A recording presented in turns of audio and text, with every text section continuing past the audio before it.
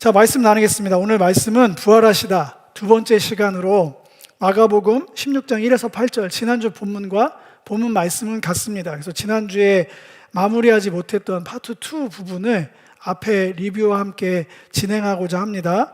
먼저 본문 말씀 의미 생각하시면서 한 목소리로 합독하시겠습니다. 시작. 아멘. 네, 지난주에 잠깐 리뷰하고 마무리도 또 하겠습니다. 부활의 여러 가지 의미를 찾을 수 있습니다. 그 부활절 때 예수님 부활하셨습니다. 외칠 수는 있는데 그게 너무 축소되어 있는 것 같아서 아쉽습니다. 1년에 한 번 절기 때만 나눌 메시지가 아닌 게, 여러분들이 사도행전의 그 뒤에 초대 교회사를 보면 이 부활 공동체였기 때문에 핍박도 받았고, 역으로 부활 공동체였기 때문에 그 모진 핍박을 건디어냈고, 공교에 돼서 또 공인된 것들의 역사적 평가는 다를 수 있으나 어찌됐든 그 모진 세월들을 이 복음서의 부활의 주님을 붙들고 또 기다리고 소망하면서 여기까지 지금 흘러온 거예요. 그래서 부활에 대한 소망은 옵션이나 부활절의 계란 나눔으로 축소될 얘기가 아니라 기독교의 본질입니다. 왜냐하면 죽음에 대한 이야기들, 또 죽음을 피하는 이야기들은 다른 종교에도 많아요. 천국이 극락왕생 표현된 것도 있고, 여러 가지 피안의 세계 등 여러 가지 무릉도 여러 가지 각자의 그 무슨 천국을 형상하는 이런 얘기들은 있지만, 죽은 자가 다시 살아나고 그 의미가 이렇게 부여돼서 어떤 새로운 날들에 대한 이 땅에서의 삶의 의미 부여를 하는 이런 내용들은 저는 기독교 말고는 저는 접해본 적이 없습니다.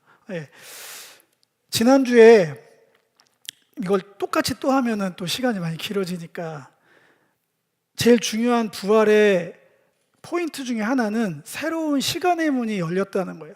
새로운 삶의 문이 활짝 열렸다. 십자가에서 마지막 호흡을 통해서 다 이루심으로, 그 호흡을 내보내심으로, 휘장이 찢어짐으로 거룩한 공간의 구분이 사라졌습니다.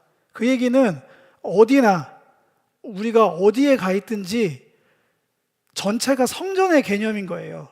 주님을 예배할 수 있고 주님과 동행할 수 있습니다. 예배랑 동행이랑 또 헷갈려 하시는 분이 있는데, 그 모든 포인트는 주님이 계시냐 계시지 않느냐예요. 클래식하게 말씀드리면 주님은 성전에 계시죠. 거룩한 곳에 계십니다. 그게 구약 버전으로 가면 지금도 저희는 거룩한 장소에 가서야만 주님을 느낄 수 있고 주님을 예배할 수 있고 주님과 교제하고 함께 동행을 할 수 있다는 얘기잖아요. 근데 그 구분의 경계를 십자가를 통해서 치우셨어요.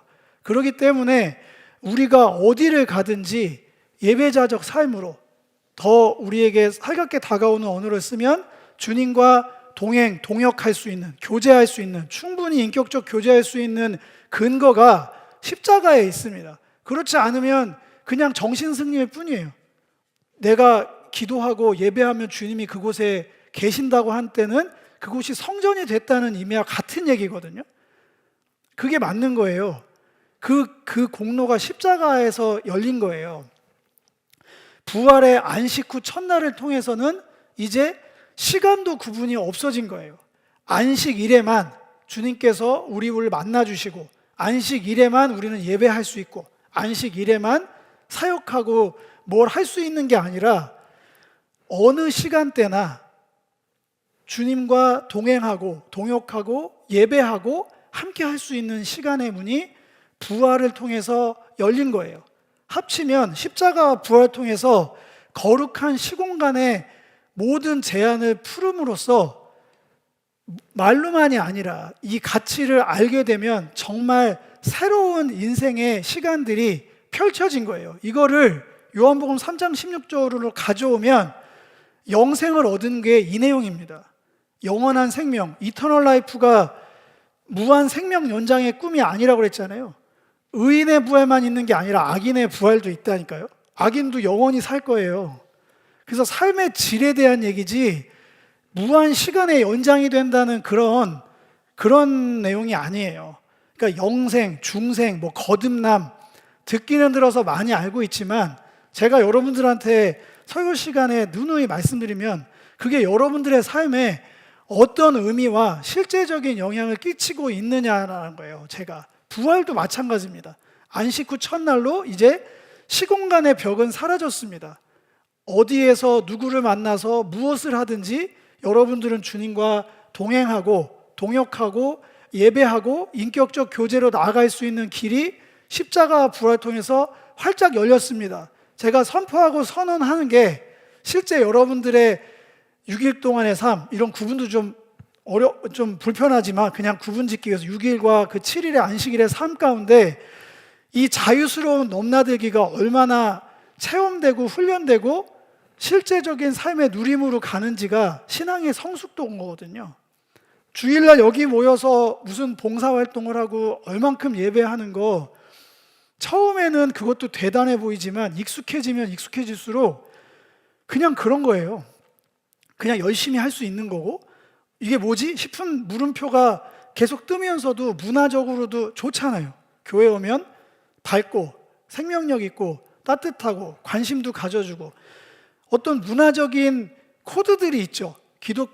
교회에서만 제공할 수 있는 그런 정서적 위로가 교회의 모든 건 아닙니다.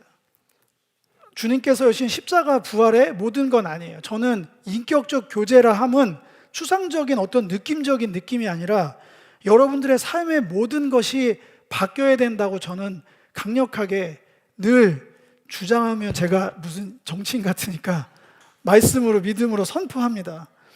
예, 그게 실제예요. 그리고 두 번째로는 무덤의 문이 열린 거죠.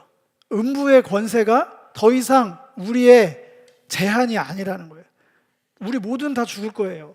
어떻게 살든지 뭘 하든지 다 죽게 될 거예요. 그래서 제가 조금 그냥 시각적으로 표현하기 위해 그게 관뚜껑이든 뭐 봉암, 우리가 이제 화장터 가서 가루로 해서 봉암함의 그 뚜껑이든 인생의 그 닫히는 순간이 제한인데 음부의 권세가 완전히 열려버렸잖아요.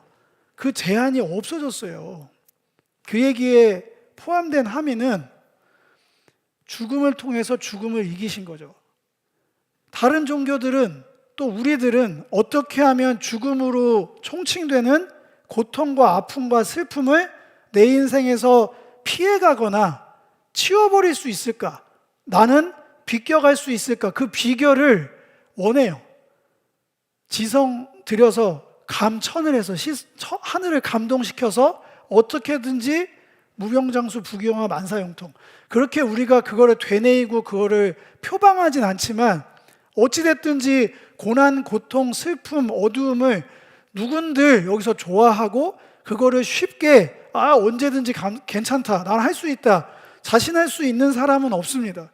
신앙생활하는 이유를 물어보면 지금은 모르겠어요. 근데 예전에는 절반은 지옥 가기 싫어서, 지옥은 가면 안 되니까가 굉장히 많은 포션을 차지합니다. 그것도 마찬가지예요. 음부의 권세가 없어졌다는 얘기는 음부의 권세랑 누군가는 싸워서 그것들을 말살시키는 거죠. 그러니까 표현상 그렇게 하는 거예요. 주님께서 왜 죽으셔야만 했는가? 예, 죽음의 권세랑 싸워서 이기셔야죠. 그 죽음을 본인이 피해가는 방법으로 이겼다고 선언만 한다거나 뭐 어떠한 다른 우회로를 택했으면 우리도 똑같습니다. 어떻게 하면 죽음이라는 고통을 내 인생에서 치워버리고 그 엔딩을 바라보지 않을 수 있을까로 살아간다. 그게 죽음의 종로릇해서 평생 묶여서 자유롭게 살지 못한다는 바울 서신에 나온 내용의 정리에 된 내용이에요. 근데 그 시간들을, 그 권세들을 치우셔서 죽음을 통해서 죽음을 이기심을 보이심으로 우리가 죽음을 두려워하지 않습니다. 고난, 고통, 슬픔, 아픔을 좌절이죠. 힘들죠. 근데 거기서 머물지 않을 수 있는 근거가 뇌피셜이나 근거 없는 자신감이나 어떠한 다른 사람들의 위로를 통해서 자원을 끌어오는 게 아니라 이미 그 길을 먼저 가신 주님의 앞서가심의 그 믿음을 가지고 우리도 함께 죽음을 통과해서 부활로 나갈 수 있는 길을 여신 거예요. 그래서 부활에 대한 얘기들을 지난주에 소상히 말씀드렸습니다. 우리와 상식과 얼마나 다른지, 소생도 아니고 불사도 아니고 육체성과 역사성 또 보편성을 가지고 있었다. 근데 그거보다 더 도드라진 특성, 부활은 우리의 삶에서 악과 죄가 제거된 상태, 그리고 새 영, 성령이죠. 성령이 우리에게 부어져서 성령의 담지자로서 거룩한 삶을 살아갈 수 있는 상태, 몸이 완전히 변화돼서 병들고 아프고 무언가가 제한이 되는 삶의 그 모든 부족함들이 해결된 상태, 그리고 만물이 새 창조, 갱신되어서 우리가 보는 삼라만상은 하나님께서 원래 디자인하고 창조하신 것들에 왜곡된 거예요. 이 안에서도 아름다움을 찾고 우리가 감탄사를 뿜어내고 있죠. 그럼에도 불구하고 완전한 갱신으로 주님께서 원래 디자인한 그 완성본을 보게 될 날을 기대하게 된다. 그게 부활에 다 포함된 내용이었어요. 이 부활의 실제적인 내용은 이 말미에, 설교 말미에 다시 한번 나누도록 하겠습니다. 더 중요한 건 이 부활이 예수님한테만 속한 내용이 아니라는 거가 가장 중요합니다. 무슨 내용을 듣든 그게 예수님만 해당되거나 특정인에게만 해당되면 사실 복음은 복음이 아니에요. 복음은 누구든지 언제든지 예수의 부활, 살아나심이 부활의 첫 열매로 표현되어 있죠. 첫 열매라고 하면 두 번째, 세 번째, 네 번째 열매들이 얼마든지 나올 수 있다는 얘기잖아요. 예수의 이 부활 사건이 나의 이야기, 우리의 이야기가 된다는 그 믿음, 그 믿음의 근거가 되신다. 그러니까 예수의 십자가 부활은 절대적으로 사실이어야 되고 역사성을 떼어야 되고 반드시 믿음 안에서 우리의 삶의 모든 것이 거기에 집결이 돼야만 우리도 그 열매 가운데 들어갈 수 있습니다. 복음을 향한 소명과 사명의 성취의 증거다. 아까 이야기 나눴던 거의 연장입니다. 하나님 나라가 가까이 왔다. 때가 찼고 하나님 나라가 가까이 왔으니 회개하고 복음을 믿어라. 하나님 나라를 풀어서 설명하면 하나님의 통치와 승리. 그래서 제가 물어봤죠. 뭐에 대한 통치고, 그러니까 무엇에 대한 승리인가? 그걸 모르면 그냥 외우는 거죠. 아이들한테 주일학교식으로 하나님의 통치와 승리가 하나님 나라야 복음이야 이렇게 외울 수는 있는데 그 뭐에 대한 승리와 뭐에 대한 다스림이냐는 거죠. 그게 부활과 연결이 돼 있는 거예요. 이렇게 부활 공동체는 벌써 말해버리네. 이렇게 부활에 대한 이야기로 지난주 얘기가 나가고 나서 한 청년이 등장해서 예수님의 부활하심 소식을 여인들에게 전합니다. 새로운 전령이 등장한 거죠. 복음의 방식은 항상 그 방법이에요. 하늘에서 어떤 그 초자연적인 방법으로 복음을 전달한 적은 없습니다. 성경에. 예언자들에게 그런 방식으로 메시지를 전달한 적은 있어요. 집단적으로 홍해를 가르시면서 새날이 열렸다는 걸 가시적으로 보인 적은 있는데 복음을 전령을 통하지 않고 메신저죠. 이 시대 가운데 메신저를 통하지 않고 전하지는 않았어요. 그 방식은 그래서 저한테 묻지 말라고 하잖아요. 그건 하나님이 하시는 방식이기 때문에 제가 증명하거나 그걸 논증할 재주도 없고 할 이유가 없는 겁니다. 주님께서 그 방식으로 천지창조부터 지금까지 계속 그렇게 해오셨으니까. 그 청년이, 그 흰옷 입은 청년이 이제 오늘 본문 16장 7, 8절의 이야기를 전합니다. 시작은 알라, 이제 헬라어입니다. 근데 이제 외우기 쉽게 너희는 이것을 알라, 뭐 이렇게 알라 기억하셔도 됩니다. 그런즉 이제 가서, 명령입니다. 가든지 안 가든지 좀 가줄래요? 뭐 편의상 가면 안 될까요? 한번 가 보시겠습니까? 그러지 않아요. 명령으로 무조건 가라. 누구에게? 그의, 여기서 그는 부활하신 예수님의 제자들과 베드로에게 가서 무언가를 말해라. 이게 부활 후 첫 메시지입니다. 한번 생각해 보세요. 제가 제 언변으로 부활에 대한 이야기를 지난주에 이어서 리뷰까지 해드렸는데 그렇게 경천동지할 만한 성경에서 가장 중요한 역사가 펼쳐진 뒤에 첫 메시지예요. 뭐 실감이 안 나시면 대통령 취임해서 첫 취임 연설의 첫 문장, 그게 그 사람이 바라보는 자기 임기 동안에 나는 어떻게 통치하겠다, 어떤 방향성으로 인도하겠다, 뭐 이런 가장 중요한 메시지가 첫 메시지로 나올 거 아니에요. 그러면 여러분 같으면은 부활해서 무슨 메시지를 전하시겠어요? 부활하신 예수님께서 만약에 본인이라고 상상을 해보셔서 내가 그라면 무슨 메시지를 전할까? 내용은 다를 수 있지만 분명하게 가장 중요한 내용을 말씀하셨을 거라는 거예요. 그래서 제가 지난주에 예고 드렸다시피 그 부활의 실제는 이 메시지 안에 담겨 있는 거예요. 예수님의 메시지가 뭡니까? 예수님이 직접 발화하신 건 아니지만 전령을 통해서 주신 메시지는 놀랍게 제자들입니다. 그리고 베드로예요. 부활하셔서 저 같으면 입장 바꿔서 제가 부활한 예수는 아니에요. 오해하시면 큰일 납니다. 저는 부활 예수가 아니에요. 그냥 감정이입해서 하면은 다시 한번 내가 천지를 새롭게 하노니 열방을 향해서 뭐 복음을 전하라거나 뭐 하여튼 자기를 뭐 괴롭혔던 자들에게 심판의 메시지 선포하거나 뭔가 비장하고 거대 담론을 선포할 것 같아요. 뭐 영원한 하나님 나라에 대한 어떤 비전 같은 거. 근데 주님의 선택은, 그 메시지는 놀랍게 제자들과 콕 집어서 베드로였습니다. 저는 이게 너무 놀라워요. 거기에 지명이 하나 더 등장합니다. 갈릴리. 요 세 개가 묶여서 첫 메시지입니다. 이거 세 개를 묶으면 부활 공동체입니다. 여기서 얘기하는 제자들이 누굽니까? 베드로가 누구예요? 십자가 자리에서는 없었던 사람입니다. 장사 지낼 때도 없었어요. 부활의 이 메시지 전할 때도 없었던 사람들입니다.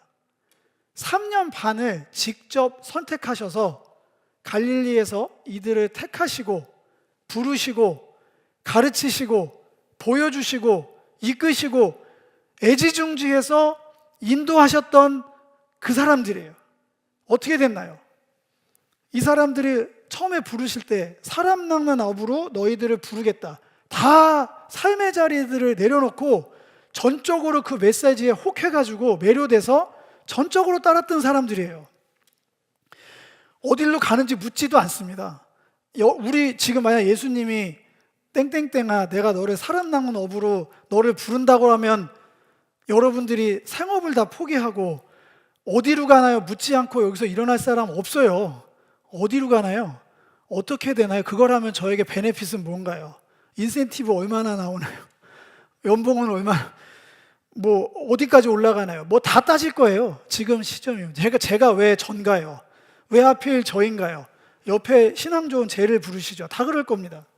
근데 이 사람들 묻지도 따지지도 않고 따라 나섰던 사람인데 주님께서 착실하게 부르심의 이유와 목적, 하나님 나라, 뭐 씨 뿌리는 자의 비유라든가 뭐 여러 가지 기적과 이사들, 십자가의 어떠한 그 역사들, 그 예언의 성취들 다 얘기하셨단 말이에요. 목적지가 십자가다. 처음에부터 얘기 안 했는데 전입가경으로 들어가면서 십자가를 3번이나 얘기했는데 다 귓등으로 들었거든요. 제자들. 그런 건 아니죠. 그거는 허무개그도 아니고 하나님 나라로 시작해서 왜 죽어요? 다 멱살 처음에 들었을 때는 베드로가 흥분해서 예수님 멱살 잡고 벽치기까지 간 건지 모르겠으나 단어는 그게 맞아요. 꾸짖으며 항변을 합니다. 그러지 말라고. 예수님 거기에다가 사탄아 뒤로 물러가라. 치워버렸어요. 너가 그럴 수도 있지. 속은 것 같은 감정 이해, 그런 얘기 하지 않았어요. 십자가의 길로 데려간 거예요. 처음에 그들이 따라갔을 때는 그 끝에 천국인 줄 알았거든. 그 끝에 죽음은 다 자기를 피해가고 자기가 원투펀치된 보좌에 앉아서 다스리는 새로운 나라를 꿈꾼 거예요. 못 살겠다 이 세상, 갈아엎어보자. 그 심정으로 갔는데 계속해서 끊임없이 골고다, 십자가, 나는 죽는다, 반드시 죽어야만 한다. 왜 죽으십니까? 왜 꼭 그래야 됩니까? 끝까지 믿었어요. 뭐를? 아닐 거야. 이 끝에는 무병장수 부귀영화 만사형통을 바꿔낸 뭐 이스라엘의 독립, 악인들의 심판, 자기가 바라는 어떠한 유토피아를 투영해 놓고 예수님 메시아가 내가 제자 이 길을 통해서 따라가면 그 끝에는 에덴이 펼쳐질 거야를 굳게 믿고 따라갔는데, 예수님은 진짜 죽었어요. 진짜 골고다 무덤으로 가셨다고요. 사망의 문으로 들어가셨다고. 그 문 앞에서 제자들은 다 도망갔습니다. 나는 이러려고 따라온 건 아니야. 다른 건 알겠어. 고생스럽고 다 알겠는데 끝은 무덤은 아니어야지. 끝은 보좌여야지. 왜 나를 무덤으로 데려가? 이게 무슨 허무맹랑한 얘기야. 무서웠겠죠? 제가 심정적으로 모르겠어요. 실망인지. 가룟 유다는 실망이 100%고요. 다른 제자들은 두려웠거나 당장에 목숨이 위태위태하니까. 결론적으로 부활의 첫 메시지를 향했던 정작 그들은 십자가를 피했던 사람입니다. 다른 메시아, 다른 하나님 나라를 3년 반 동안 추구해서 그 제자 공동체는 완전히 무너졌어요. 십자가 앞에서. 저는 두렵습니다. 우리도 똑같을까 봐. 주님은 분명히 날마다 십자가 지고 나를 따라오라고 했는데, 그러면 주님이 어디로 가실 줄 아는 거예요? 여러분들 데리고 어디로 가실 줄 알고 따라가시냐고요. 첫 번째 1차 시도는 완전 실패했어요. 그 끝이 골고다인지 모르고 갔다가 골고다네 다 도망갔습니다. 더 중요한 건 뭐다? 부활 후에 예수님은 그들을 찾습니다. 이미 아셨거든요. 십자가 지시기 전에 여기 써있죠. 너희보다 먼저 갈릴리로 가시나니 이전에 이르기를 전에 너희에게 말씀하신 대로. 마가복음 14장 28절. 십자가 지키기 전에 무너질 걸 다 알고 있었어요. 자기를 쫓는 이유도 다 알고 있습니다. 이게 진짜 인격적 교제. 여러분들 메이크업 하지 마세요. 그러니까 목사도 속고 다 속을 수 있어요. 자기 스스로도 속을 수 있는데 진짜 인격적 교제는 주님이 우쭈쭈 해주는 게 아니라니까. 그냥 있는 모습 그대로 나가야 된다니까요. 모르지 않으세요. 제발 처절하게 그거 가리려고 열심으로 봉사하고 예배로 때우고 그러지 마시라니까. 진짜로 가야 돼. 여기처럼 믿음이 없으면 없는 대로 나오는 거고, 자기 있는 모습, 그게 인격적 교제예요. 제가 해석하는. 주님 그거 싫어하지 않습니다. 뭐라고 하지 않으세요. 뭐라고 했으면 제자들과 베드로를 부활 후에 왜 불러요? 세상이 바뀌었다. 새날이 열렸다. 시공간을 넘나들어서 어디든 이제 하나님의 성전이 되는 새날이 열렸다.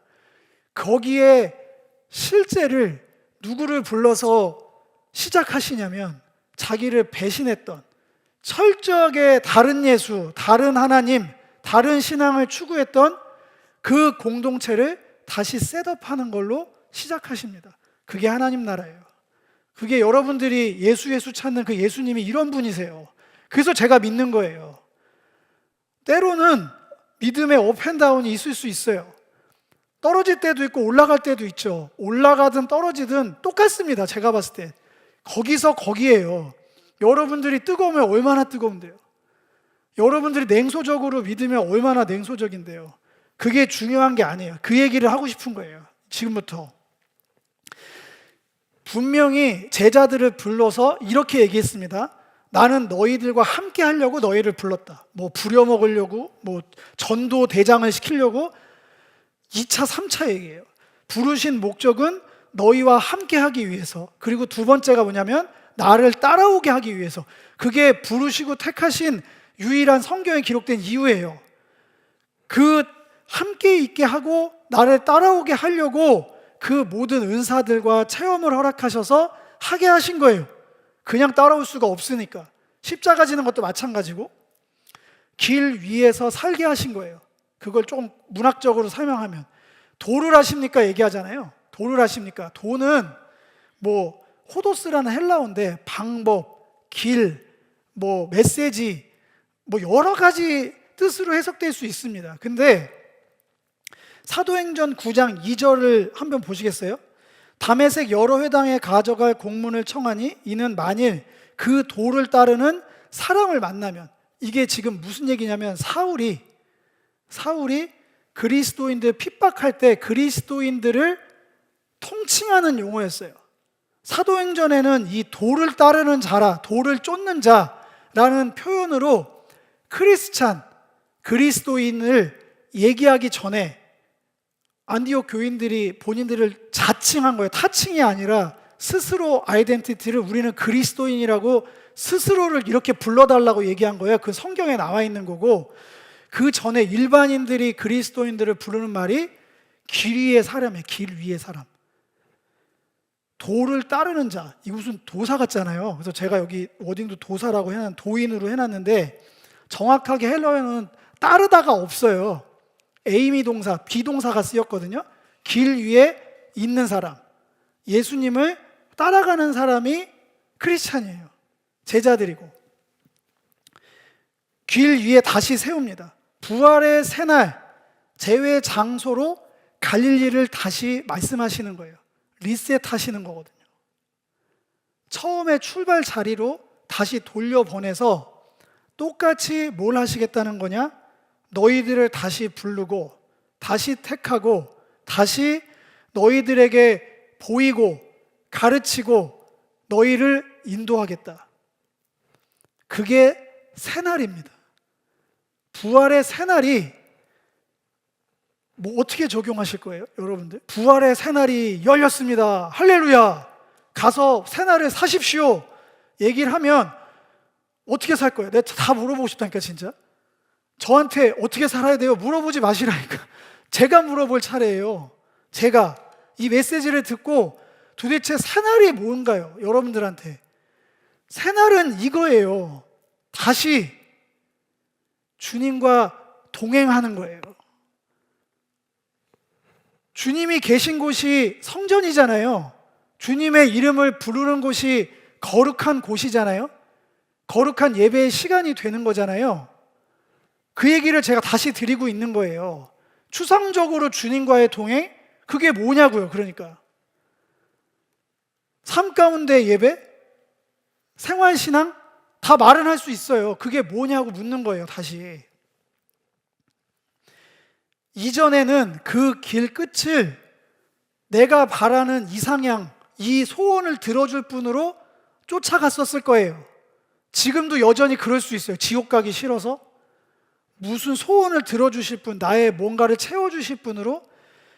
제자들이 그랬다니까요. 여러분들의 신앙을 뭐라고 나무라는 게 아니에요. 그게 십자가를 향하지 않은 오고 오는 모든 세월의 신앙인들의 원래 모습이었어요. 그 사람들은 주님이 부른 게 아닌가요? 아니에요. 베드로를 예수님이 십자가에서 자기를 십자가 전에 3번 부인하는 거를 그렇게 하지 않을 거라고 생각해서 부른 사람 없잖아요. 그 일은 발생한 일이에요. 다 배신했어요. 전부 다. 그 배신한 그들, 그 실패는 너무나 당연한 거예요. 우리 중에 누가 죽음을 좋아합니까? 누가 죽음을 통과하고자 누가 할 거예요. 누가 고난을 통과하고, 누가 슬픔을, 가난을, 그 역경을, 그 핍박을 누가 그 속으로 들어가길 원하겠냐고요. 종교를 왜 믿는데? 저는 그러려고 믿는 게 아닙니다. 위로받고 보상받고 칭찬받으려고 하는 거, 그것은 부르심이 맞으나 십자가에서 끝난다니까. 그건 기독교에서 얘기한 부활 신앙이 아니에요. 부활 신앙은 다시 걷는 거예요. 이제는 그 끝을 알아요. 제가 부활이 세계일이 열렸다고 해서 여러분들이 십자가가 치워진다고 얘기하면 저는 사기꾼입니다. 저는 더 그냥 명명백백하게 얘기하고 여러분들의 믿음으로 이걸 돌파하길 원하고, 진짜 신앙이 되기 위해서 얘기하면 그냥 고지고대로 얘기할게요. 진짜 부활의 소망을 살면 그 끝은 전부 골고다일 겁니다. 제자들이 증명했어요. 오고 오는 모든 크리스찬들, 그 교회들이 역사로 증명했다고. 교회사로. 교회 잘 나가던데요? 저는 글쎄요, 가난하게 살고 핍박당하는 데를 찾아다니라, 그런 얘기 아닙니다. 네, 그렇게 해서 자기 신앙을 증명하세요, 그런 치기 어린 도전을 하자는 얘기가 아니에요. 그 비난대 처하든 부한대 처하든 능력 주시는 자에서 모든 걸 할 수 있다는 일체의 비결을 배웠다는 바울의 고백처럼 하나님께서 이끄시는 대로 가는 거예요. 누구는 어떠한 삶으로 골고다로 인도하실 거고, 누구는 또 어떠한 처지와 형편과 삶으로 똑같이 십자가로 인도하실 거예요. 그게 맞는 거예요. 그게 십자가여야지 부활을 보죠. 죽음을 통과하지 않는데 어떻게 부활을 해요? 죽음을 피한 사람이 어떻게 주님의 부활에 동참을 합니까? 제발 상식적으로 생각하세요. 신비롭게 생각하지 말고 상식적으로 생각하시라고. 십자가 부활로 여신 새로운 살 길의 실제입니다. 이게 듣도 보지 못한 새로운 길로 안내되는 게 아니고요, 아버지께로 가는 유일한 길이 또 이거 말고 더 새로운 뭔가가 있는 게 아니고요, 이제는 진짜로 주님과 동행하는, 동역하는 그 길이 어디든지, 그 어디나 하늘나라, 그 예전 찬송가 가사들이 죄송한 얘기지만 훨씬 깊은 게 많아요. 클래식이라고 하는 그 찬송가 가사들이 진짜 찐 고백들이, 지금 가사가 뭐 떨어진다 그건 아닌데, 이게 클래식은 또 클래식이라고 하는 이유가 있잖아요. 그 어디나 하늘나라, 어딜로 데려가든지. 안 그러면 뭐가 되는 줄 알아요? 가다가 내가 예수 믿는데 나한테 왜 이러시는 거예요? 주님은 살아계신 게 맞나요? 제 기도가 맞나요? 그럴 때마다 이게 떠오르세요. 아, 내가 아직 십자가로 가는 제자도의 길에 서 있지 않구나. 그러면 좌절하거나 종교적 거리두기로 아, 나는 틀렸나 봐, 난 지옥 자식이야, 예전에 제가 그랬으니까, 그러지 마시고 갈릴리로 돌아오시면 돼요. 주님이 인도하시겠다잖아요. 제가 값싼 위로와 정신적 승리를 전하는 게 아니라 주님께서 십자가 지시기 전부터 그 얘기를 하셨다니까. 내가 먼저 갈릴리로 가서 거기서 너희를 처음부터 다시 인도하겠다. 이게 얼마나 위대한 복음입니까? 이게 얼마나 위대하고 찬란한 자유예요. 내가 어디서 뭘 하든지 두려움 없이 살 수 있는 근거가 부활의 첫 메시지에 담겨 있어요. 실패를 두려워하실 필요 없습니다. 네, 골고다로 가지 마시고 갈릴리로 돌아가세요. 처음 자리로.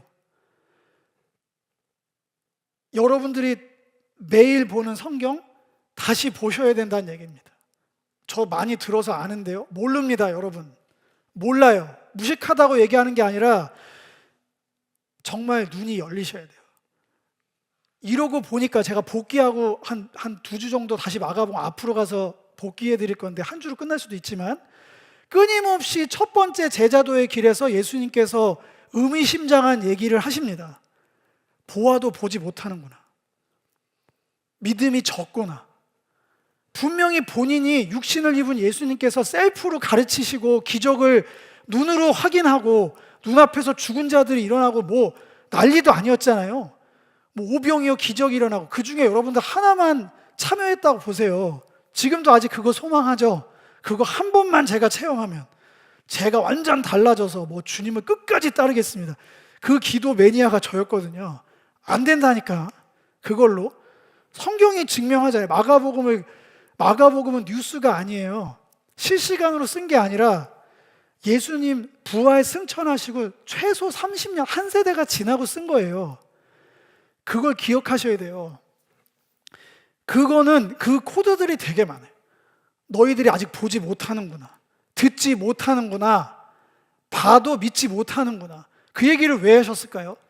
이 장면으로 다시 리셋하셔야 되거든요. 다시 말씀 보셔야 돼요.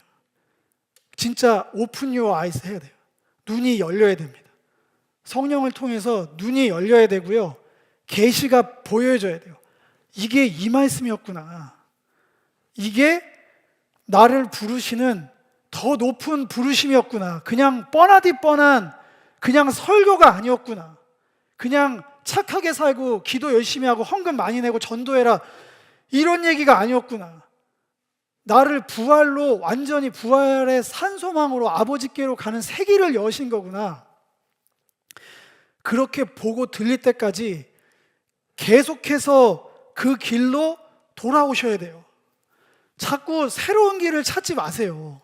아버지께로 가는 길이랬더니 무슨 새로운 어디 뭐 그런 직통계시가 열리고, 많이 제가 돌아다녀 봤거든요. 저도 영어받아는 분들 많이 찾아다녀 보고, 말씀 훈련도 받고, 뭐 영성 훈련도 받고, 네, 제가 많이 나름 했어요. 그러니까 목회자 하고 있겠죠. 그냥 뭐 신학교 나와서 졸업장 갖고 하는 그게 아니잖아요. 다시 말씀으로, 기도의 자리로, 예배의 자리로 돌아오셔야 돼요. 찬양을 불러드려도 가사 한 절 한 절에 담겨져 있는 그 메시지를 신앙의 고백으로, 곡조 있는 기도로 절절하게 올려드리셔야 되고, 큐티를 하더라도 그냥 큐티해서 올리려니까 올리는 게 아니라 아버지께로 가는 이 길이다 생각하고 하셔야 되는 거예요. 봉사를 하던, 헌금을 드리던, 전도를 하든 마찬가지입니다. 이렇게 새 출발에 믿음의 공동체를 여셨어요. 그런데 이 마가복음 16장 8절, 이 뒤로도 몇 절이 있지만 자타공인 마가복음은 8절로 끝납니다. 뒤에는 에필로그로 붙어 있는 거, 이거는 그냥 인터넷 치면 다 나오는 얘기예요. 마가복음의 마지막 절은 이 얘기를 들은 여자들의 반응을 소개하면서 그냥 뚝 잘라먹고 끝납니다. 너무 멋있게 끝나요. 너무 아름답게. 제가 얼마나 표현할지는 모르겠는데, 여인들에게 이 부활의 첫 메시지가 전해졌습니다. 여기서 의문이 드셔야 돼요. 아니, 이렇게 중요하고 이거를 베드로에게 직접 하셨으면 베드로는 너무 감동했을 거 아니야. 이 상황에서도 나를 또 불러주신다고? 입장 바꿔보세요. 제자들한테 직접 하지 왜 여인들을 통해서 이걸 또 전달하게 하셨을까? 여인들 입장이 돼보시라고. 야, 부활의 첫 메시지를 나한테 전하게 하셨어. 너무 감사합니다. 할렐루야. 막 감격의 눈물을 흘리면서 제가 지금 바로 달려가겠습니다. 못한다니까요. 너무 리얼해서 놀랐다는 거예요, 저는. 부활의 메시지 이렇게 경천동지하고 세상이 바뀌었어. 하나님께서 믿음의 공동체를 새롭게 세워서 부활의 세상을 새로 여실 거야. 그 얘기를 여러분들이 들었잖아요. 들으면 그래, 이거야, 유레카, 내 인생은 바뀌었어. 와, 할렐루야, 이제 아무것도 날 건드릴 수 없어. 세상아 덤벼라, 내가 이겨버리겠다. 막 그렇게 써 있으면 참 고맙겠는데, 그건 뻥이고 너무나 리얼하게, 너무나 감사하게도 성경은 여인들이 이 얘기를 듣자마자 몹시 놀라서 떨었다 나옵니다. 이걸 왜 내가, 이게 나한테 전한 메시지가 맞는가? 이걸 나보고 어떻게 소화하라는 거지 지금? 뭐 어떻게 살으라는 거야 도대체? 직접 하시지 왜 이렇게 부담스러운 거를 나한테? 왜냐하면 여자들은, 죄송한 얘기지만 증인의 능력이 없어요. 여인들이 아무리 증언을 해도 제자들이 먼저 물었을 거예요. 야는 안 했겠죠. 죄송합니다. 야는 아니, 죄송합니다. 야가 아니고요. 야는 아니고. 야, 그렇게 중요한 얘기를 왜 너희들에게 전해? 그거부터 통과가 안 돼요. 베드로와 제자들이 어떤 존재니까 예수님 앞에서 눈 하나 깜짝 안 하고 나는 배신 안 할 거다. 나는 다른 애들은 모르겠는데 저는 주님을 배신하지 않겠다고 눈을 똑바로, 고개를 빳빳이 들고 눈을 똑바로 뜨고 얘기했던 강심장들이에요. 주님한테 앞에서도 거짓말했던 사람들이라고. 근데 그 사람들이 여인의 말을 듣고 주님이 나를 갈릴리로 부르셨다고 막 달려갈 것 같으세요? 그거 넘어가기 전에 여인들은 몹시 놀라서 빨리 거기를 빠져나왔다. 아마 숨도 못 쉬었을 것 같아. 숨도 진짜 그 시공간이 뭐 영화로 따지면 진짜 아무 배경음악도 없이 그냥 파우주로 딱 먹먹하게 딱 메시지만 딱 전하고 점점점하고 그냥 다 뛰어쳐 나왔을 것 같아. 그 공간을, 무덤에서. 더 황당한 건, 그리고 나서 뭐 토론해가지고 야 그래도 전하라는데 전해야 되는 거 아니야 이런 게 아니라 아무에게도 아무 말도 하지 못했다. 이유가 뭐냐면 무서워서 아무에게도 아무 말도 하지 못했다. 첫 번째 사명이 또 실패로 끝납니다. 예수님이 부활까지 해서 메시지를 명령으로 전했는데 똑같네. 십자가 지기 전이나 부활하고 나서도 똑같네. 뭐 이래. 여러분들은 뭐가 달라졌는데요? 예수 믿고 구원받아서 뭐가 달라졌냐고 묻는 거예요. 그러면 이 사람들처럼 안 하고 있어요? 우리는? 부활의 시공간에 새날이 열렸는데 우리는 뭐가 그렇게 많이 달라졌나요? 여기 헬라어가 표기가 안 돼가지고 여기 영어로 뭐 이상한 거 있죠? 가르. 전치사로 끝나요. 성경이. 마가복음은 열린 결말로 끝납니다. 사명 실패, 미안의 완성. 아니 뭐야 도대체 이거 뭐 어떻게 하자는 거지? 하는데 그냥 끝나버려요. 전치사로 점점점 포, 영어로 하면 포거든요. 무엇 때문에, 뭘 위해서. 그 다음 얘기 뭐 전치사로 어떻게 해석하든지 뭐 수만 가지 전치사에 여러분들 지식으로 갖다 붙이세요. 그리고 내용이 없어요. 뒤에 붙어있는 거 설교를 하긴 할 건데 여기서 끝이에요. 근데 다시 말하지만 이 내용을 실시간으로 쓴 게 아니잖아요. 이 마가복음의 내용을 듣고 있는 원독자들, 이 마가복음서로 신앙생활을 하고 있는 추정컨대 신학자들이 동의한 로마 교회 교인들, 전체 이방인들 비율이 훨씬 많은 가이사를 주로 고백했던 그 사람들이 읽었던 성경의 제일 마지막에 전치사로 열린 것말로 끝났는데 이 사람들은 더 놀라는 거예요. 그 열린 결말의 주인공들이 지금 자기 앞에서 복음을 전하고 있거든요. 실패한 이거 어떻게 되는 거지? 이 뒤에는 어떻게 되는 거지? 질문할 이유가 없는 게 어떻게 되는 거지? 물음표가 떴는데 그 물음표의 질문의 답이 자기 앞에 서 있거든요. 지금 그림이 그려져요. 이 뒤에 어떻게 되는 거지? 물어보려고 했는데 그 질문을 할 필요가 없네요. 당신을 보니까 그 뒤에 어마어마한 일이 있었군요. 뭔 얘기인지 모르겠어요. 안 느껴져 이게? 철저하게 또 실패한 것 같잖아요. 성경이 스포일러라고. 뭐가 실패해요? 제자들이 완전히 바뀌었는데. 죽을까봐 십자가 자리까지 못 갔던 애들한테 예수님이 뭐라고 마지막에 하신 줄 알아요? 이 성에 머물라. 그 예루살렘 성이거든요. 골고다. 자기 스승이 죽었던 자기 실패에 정말 거긴 다시 가기 싫었을 거야. 아무리 부활 예수님으로 뭐 너는 나를 사랑하느냐, 너는 나를 사랑하느냐, 너는 나를 내적 치유해 주시고 업그레이드 시켜줬어. 이제 그나마 염치불구하고 주님을 좀 따라다닐 수 있을 것 같아도 사람이 어떻게 그러냐. 거기 가면 트라우마가 올라올 거 아니에요. 주님 배신했던. 너무나 명확하게 거기 가 있으라고 한다니까요.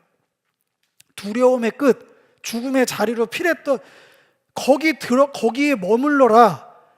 죽음의 자리에 그냥 서 있어. 근데 제자들이 그냥 들어가요. 거기에 성령이 임해서 시작된 일이에요. 이게 이 뒷얘기가 복음서만 있는 게 아니잖아요. 왜 전치사로 끝날게요? 그 열린 것만의 주인공이 저와 여러분들이에요. 초대교회 교인들이고 열릴 결말이 아니라 완벽한 엔딩이에요. 정말 역사가 증명한 엔딩이라고.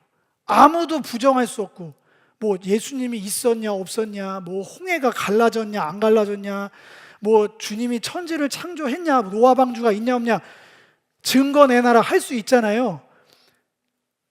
초대교회 이거는 증거를 내놔라 할 수 있는 사람이 없어요. 그런 질문을 할 수 있는 사람이 삶으로 증명돼서 내려왔기 때문에 아무도 부정할 수 없어요. 여러분들이 여기 앉아 있잖아요. 지금 예수의 부활, 십자가 부활을 믿고 이거보다 더 큰 기적이 어디 있어요? 더 뭘 증명을 해내요? 이해할 수 없고 경험한 적 없고 예측 불가능한 삶으로 초대된 거거든요. 예수님께서 나사렛 예수의 십자가와 부활과 갈릴리에서 새 출발하자는 이 메시지의 간극이 우리한테도 벌어져 있어요. 이 벌어진 간극은 딱 두 개로밖에 못 메웁니다. 믿음과 믿음의 삶을 사는 공동체로만 메울 수 있어요. 믿음은 믿습니다, 믿습니다, 믿습니다, 있을 거야, 있을 거야, 이런 게 아니에요. 신실함입니다.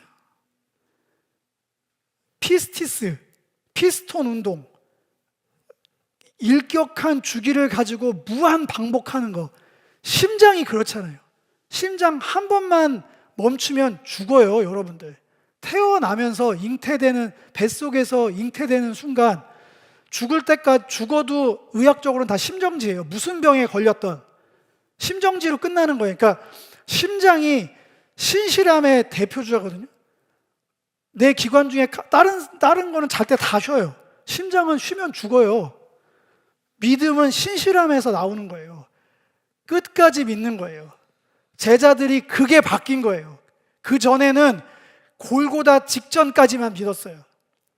근데 이제는 있으라면 있고, 돌파하라면 돌파하고, 가라면 가고, 쓰라면 쓰고, 비나면 비나고, 부하면 부하는 거예요. 정말 심플해진 거예요. 그 믿음을 사는 옆 사람. 왜냐하면 나는 그 진자 운동의 간격이 어떤 때는 요동치듯 뜨거울 때가 있어요. 누구도 못 말리는, 진짜 너 불 같아, 어마어마한 것 같아. 여러분들도 그런 리즈 시절이 있었잖아요. 매번 그러면 심장도 근육이 그거 되듯이 업앤다운이 있다니까. 그거는 우리가 삶으로 알고 있잖아요. 여러분, 제가 다 뭐 들춰내 드려요?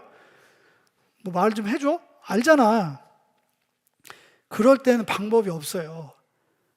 더 뛰고 있는 그 비트, 심장 소리를 내고 있는 그 옆 사람 보고 버티는 거예요. 그 실제를. 부활은 그렇게 믿음과 그 신실함과 공동체를 통해 지금도 증언되고 있어요. 그 지금의 이 시대에 저는 마지막 주자라고 얘기하고 싶지 않아요. 그것도 한 10년, 20년 한국에서 많이 했는데, 매 인생, 매 시대를 마지막 주자로 살자는 취지는 알겠으나 그냥 지금 시대의 주자로 해석하면 좋을 것 같아요. 하나님이 언제 이걸 끝내실지 모르기 때문에 이 시대는 우리가 책임지는 거예요. 여기 지금 다음 세대 애들 있잖아요. 저 애들한테 도대체 뭘 물려주시려고 하는 거예요? 뭐 보장자산, 뭐 보험금 많이 내서 뭐 한 20, 30억 주실 수 있는 분이 우리 교회는 없어요. 죄송하지만 제가 여러분들의 형편을 너무 잘 알고 있기 때문에 미안하다 얘들아, 여기 있는 부모님들은 그런 사람이 없어. 그게 중요한 게 아니잖아요. 저희들한테 그걸 하지 말자는 거 아니고 능력 되시면 하세요. 뭐 제가 말릴 생각은 없는데 바톤은 이어져야 될 거 아니에요. 우리가 경험한 대로 우리 신앙 선배들이 있었어요. 예수님만 계신 게 아니에요.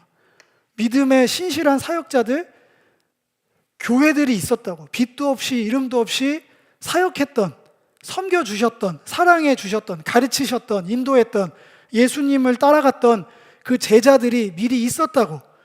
부활 공동체가 있었어요. 그 부활 공동체의 끝자락에 지금 또 우리가 있는 거예요.